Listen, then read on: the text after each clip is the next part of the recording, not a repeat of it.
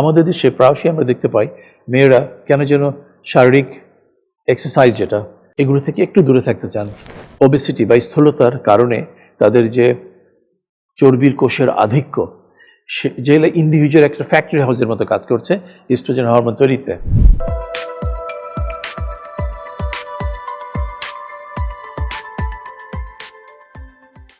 আসসালামু আলাইকুম ভিউয়ার্স, আজকের টপিকসটা খুবই গুরুত্বপূর্ণ এবং এই জিনিসটা আমরা প্রায়শই অবহেলা করে থাকি।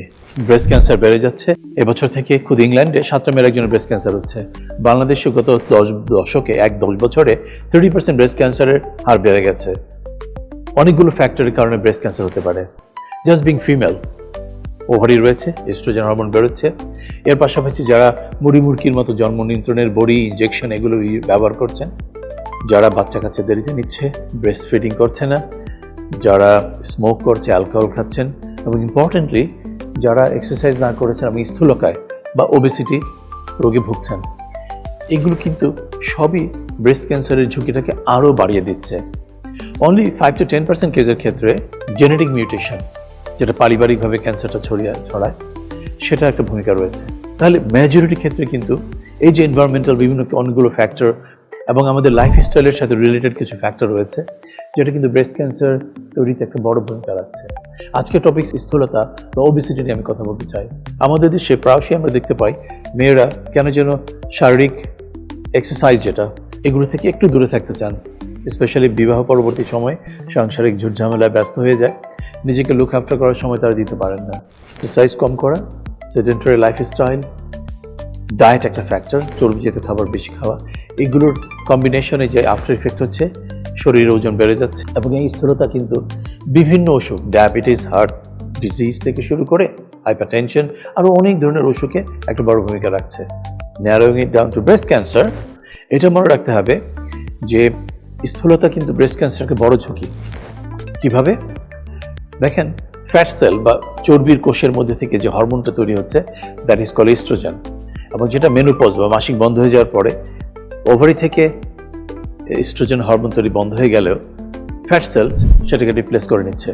সেখান থেকে কারো ওয়েট যত বেশি হবে, চর্বির কোষ থেকে ইস্ট্রোজেন হরমোন প্রোডাকশন বেশি হবে এবং শরীরের মধ্যে এই ইস্ট্রোজেন হরমোনের লোডটা যত বাড়তে থাকবে, ব্রেস্ট ক্যান্সারের ঝুঁকি ততই বাড়তে থাকবে।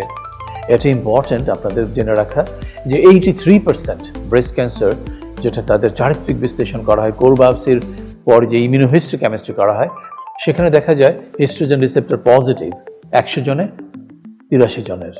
তাহলে ভেবে দেখেন এই হরমোনটার কি ভয়াবহ একটা ভূমিকা রয়েছে ব্রেস্ট ক্যান্সার হওয়াতে, এবং যেটা কিনা পোস্টমেনোপজাল উইমেনদের ওবেসিটি বা স্থূলতার কারণে তাদের যে চর্বির কোষের আধিক্য যেগুলো ইন্ডিভিজুয়াল একটা ফ্যাক্টরি হাউসের মতো কাজ করছে ইস্ট্রোজেন হরমোন তৈরিতে। সুতরাং সময় এসছে আমরা সবাই আমাদের শরীরের দিকে যত্ন নেই, আমরা নিয়মিত এক্সারসাইজ করি, চর্বিজাতীয় খাবারকে পরিহার করি এবং এটা শুধু ব্রেস্ট ক্যান্সারের ঝুঁকি প্রায় 2.5% রিস্ক যেটা বেড়ে যায় সেটা কমাবে না, শুধু এর পাশাপাশি 2.5 গুণ যেটা রিস্ক বেড়ে যাচ্ছে, সেটা যদি আমরা স্থূলতা একটু কন্ট্রোলের মাধ্যমে ক্যান্সারের ঝুঁকিটা কিন্তু ভালোই কমাতে পারছি এবং অন্যান্য অসুখ থেকেও দূরে থাকতে পারছি।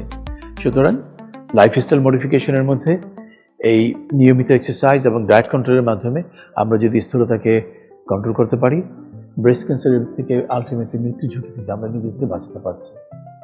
সময় এসছে এই ব্যাপারে আপনারা একটু চিন্তা করবেন এবং এই মেসেজটা বাকি নিজেরাও দেখবেন, বাকি সবাইকে শেয়ার করবেন। আপনারা সবাই স্বাস্থ্য সচেতন থাকবেন, নিয়মিত নিজেদেরকে লুক আফটার করবেন, ভালো থাকবেন এই কামনায়। আসসালামু আলাইকুম।